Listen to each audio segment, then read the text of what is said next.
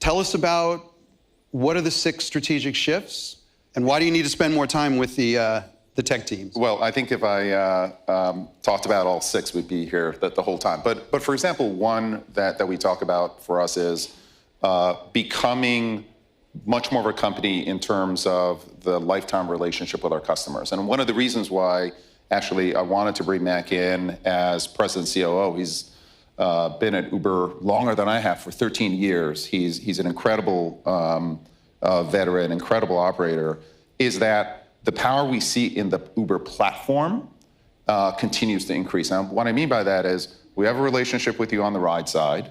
A lot of you using Uber to come here, thank you very much. And then our Uber Eats business is almost as large as our Uber Rides business, and growing very, very quickly and accelerating, if anything. And looking at a customer right now, the way the business was built, we essentially had a mobility business that Mac ran, a delivery business that Pierre Dimitri ran, did a terrific job. And it was almost like 2 businesses interacting with you as a customer. And now the focus for us is really moving to lifetime interaction with a customer, looking at you not just as an Uber customer, Uber Eats customer, but overall as an Uber customer, and how do we continue to build that relationship? For example, the membership program that we've got, Uber One, gives you, no delivery fees and discounts on rides. We've got 30 million members, and people who use multiple products on Uber tend to have, transact with us much more, tend to have much more satisfaction with the product. And that's one of the reasons I wanted to get an experienced operating executive to really focus on the overall relationship with the customer rather than, separate P&Ls. I think you said 1 in 5 of your customers are using both mobility and delivery. It's about, now it's closer to a third now, so it's increasing steadily. So it's moving in the right direction, right? Mm-hmm. What do you do to get that number higher, and where do you want it to be in, say, 3 years? Well, listen, we want to get to 50%, and once we get to 50%, I want to go higher than that. And it's about the little interactions every day. For example, when I got a ride to the office the other day, and along the way, I was offered a coffee from Phil's to be ready for me along the way to the office, right? And so it's those little interactions that are value add to the consumer. It's like, great, of course I want my morning coffee, and if it can be ready for me right on the way to work, that's awesome. That is also a way to kind of get me to use Uber Eats, for example, if I didn't use it. Now I use Eats all the time. But it's these little interactions powered by AI, powered by personalization, understanding the context of where you're going, and there's a coffee shop close by to give you that opportunity. It's those experiences that we have to build more and more, which is one of the reasons now I'm going to work more with the tech teams, because they're the ones building these experiences. I want to spend a little bit of time talking about your relationship with autonomous vehicles. Yeah, sure. It's up and down for Uber over the years, even preceding your tenure.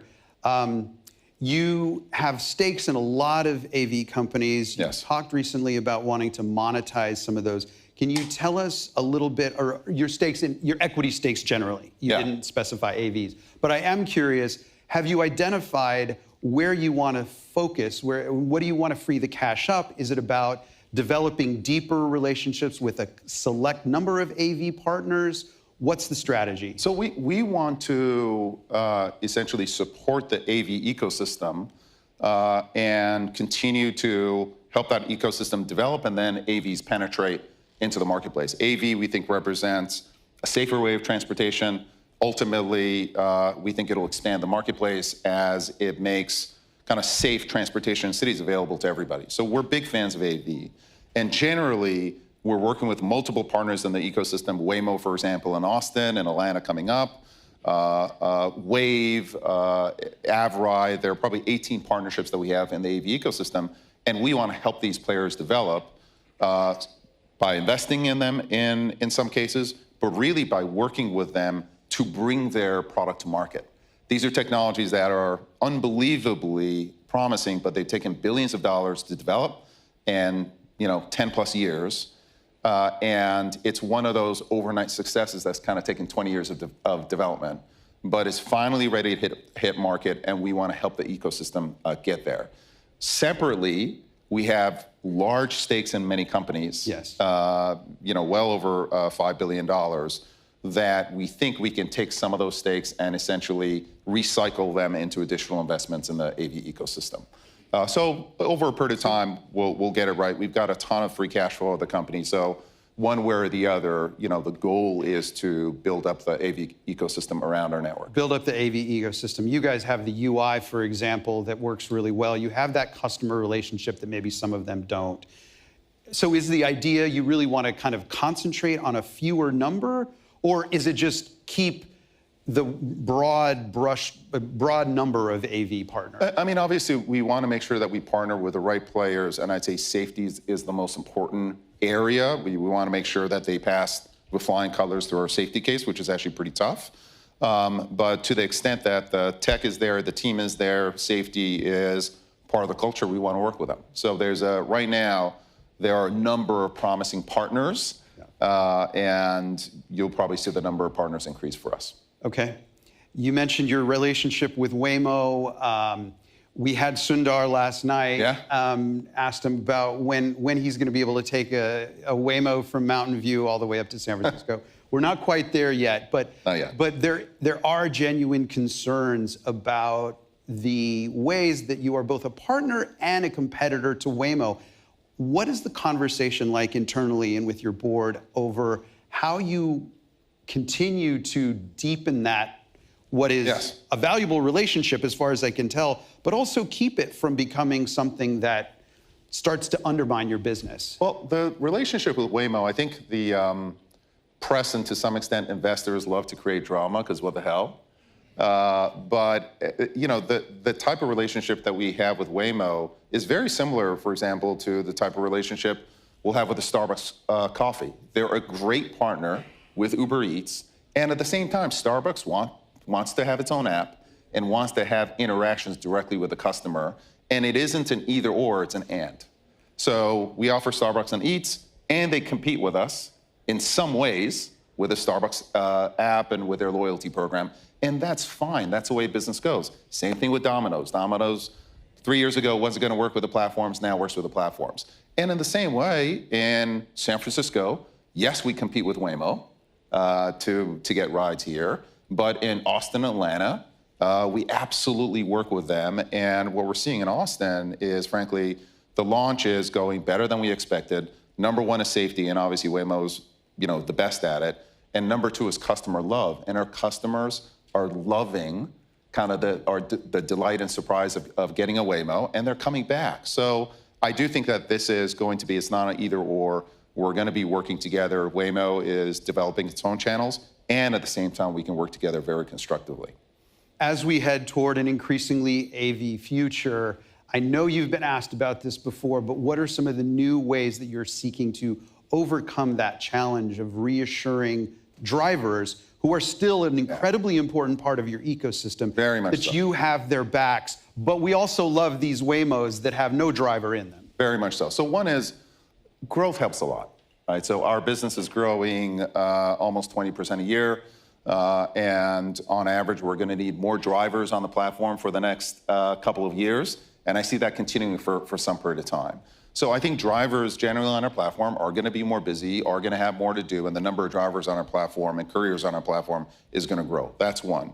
The second, though, is we're putting significant efforts in creating more work and earnings opportunities for drivers and couriers, right? We started with driving, we went to delivery. Now you can actually shop, and there's a subsegment of couriers, et cetera, who will love their local Walmart, for example, or Albertsons, and shop in those stores. Or for Walmart, we deliver those packages. And now we're actually going further, where we're developing now what we call Uber AI solutions, where drivers are actually now labeling maps, translating language, looking at AI answers and grading AI answers. So, one way to look at Uber is that we are essentially a transportation platform. We'll help you go anywhere, get anything. Another way to look at Uber is that we are the largest on-demand work platform on Earth. And the first use case for us is actually transportation. And now we're expanding use cases into other use cases, and knowledge work is one of them. So I think as long as we grow, as long as we are honest with our drivers and couriers in terms of their expectations, and now expand the number of opportunities to them, I think we'll be more than fine. You're actually getting your drivers, you're encouraging your drivers to help the AI and make it smarter, the AI that's going to ultimately put them out of a job. It's going to be a part of our life going forward, and it's good work, and certainly our drivers are qualified to do it. How much of their time do you find they're spending doing that? I assume this is like in the course of a day's drive. It's very small compared to the overall workload, right? We're doing over 33 million trips a day now in terms of our mainline segments. But Uber AI Solutions is a very, very promising growth segment for us. And I think in 5-10 years, it will be a significant part of the overall opportunities that we're giving to our drivers and couriers. I want to talk about Bill Ackman. Sure. His relationship with Uber. It's nice to have an activist who's friendly, as far as I can tell. Tell us about the ways that you are interacting with Bill and how he is encouraging Uber to be better. Yeah, so Bill is one of the legendary investors out there. So I was very happy. Like I'm a fan of his kind of investing, fundamentals, long-term, making big bets. So I've always admired Bill. So when we found out that he was a shareholder, it was like right on. And the cool thing about Bill as a shareholder is he uses the product. He is intensely interested in the product. He's talking to his drivers. So he gives me a lot of feedback, and actually a couple of features. For example, he was leaving dinner one night and he wanted to order Ubers for his kids and his parents. And for some technical reasons, we couldn't do that at the time. And we built that feature based on that idea, and it's proving to be a really cool feature. So you want the kind of long-term investor that Bill is, but what's cool about it is that he's actually, he's brilliant, but he uses a product and he uses it in a constructive way, and we've got a great relationship. Speaking of relationships with folks on the East Coast, Silicon Valley has this really interesting relationship with the Trump administration right now, this need to engage, but also recognizing that there are policies that the Trump administration, like any administration, is pursuing that may not work so well for the tech industry. No taxes on tips, something that's part of the legislation, yes. Something that you would say you support. Can you talk about kind of the dialogue that you have with the president, and what kind of feedback are you giving him on that? What kind of feedback are you giving him on the tax bill more generally?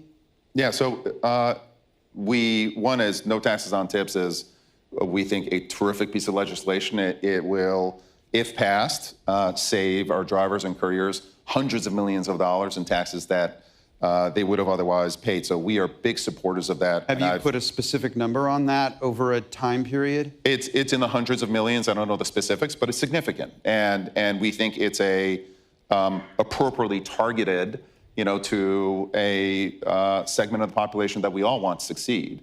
And I've been very supportive of that directly with the president and our folks with the staff. And I see generally, we engage with every administration out there, both on a federal level and on a state level. We certainly engage with the Trump administration. And what I like in terms of what I'm seeing is that it is a pro-growth, pro-business in terms of kind of common business interest administration, and we'll continue to engage with them constructively going forward. There's a lot of rhetoric around immigration, yes. And a lot of policies around immigration that have a mixed effect. What's your message to the Trump administration when it comes to limitations on immigration? You rely on immigrants for both drivers, for your engineers, across the board. Yeah, so I think, and I'm an immigrant. I came here when I was 9 years old, so I am absolutely pro-immigration generally for the U.S., but I think there's no question that we should secure our borders. And so I think from that standpoint, we're very supportive. Our drivers and couriers have been quite supportive of President Trump as well for similar reasons. And I think with immigration, there is a dialogue for us to be had, which is what is the right level of immigration in this country, how we select, how we qualify, et cetera. That I'm hoping that we get to have that dialogue as a country. And I think that dialogue suffers from kind of the two sides shooting at each other. But I think that if we can just come together and recognize that this is a largely immigrant nation, and immigration done right can benefit society, done wrong, it can go the other way. So let's just focus on doing it right.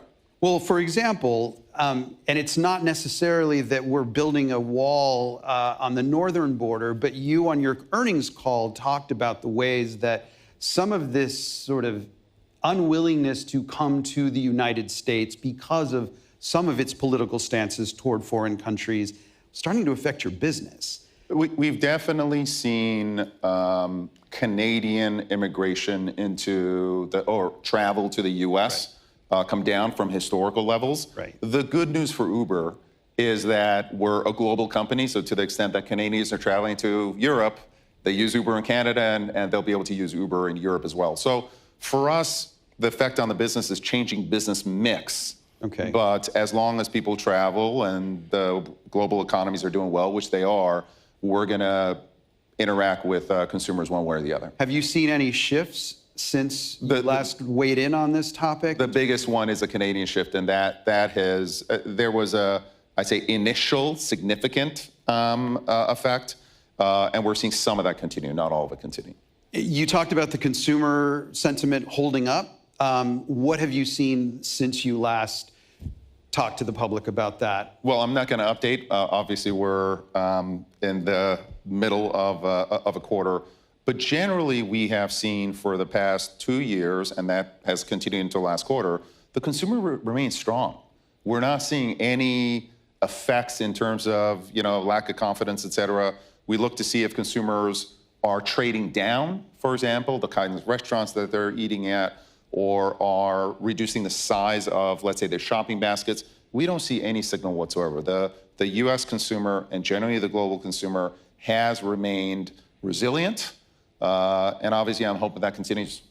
I want to take just a couple seconds before I get kicked off. I get kicked off. I get kicked off, I think. You're staying. I understand that you are considering stablecoin as a vehicle for Uber. Talk about where your considerations are and how that might benefit your business. Yeah, we're still in the study phase, I'd say, but I think stablecoin is one of the, for me, more interesting instantiations of crypto that has a practical benefit other than crypto as a store of value. Obviously, you can have your opinions on Bitcoin, but it's a proven commodity. And people have different opinions on where it's going. But I do think that stablecoin is quite promising, especially for global companies that are moving money around globally to create a mechanism for us to essentially reduce costs in terms of moving money internationally. So that's super interesting to us, and we're definitely going to take a look.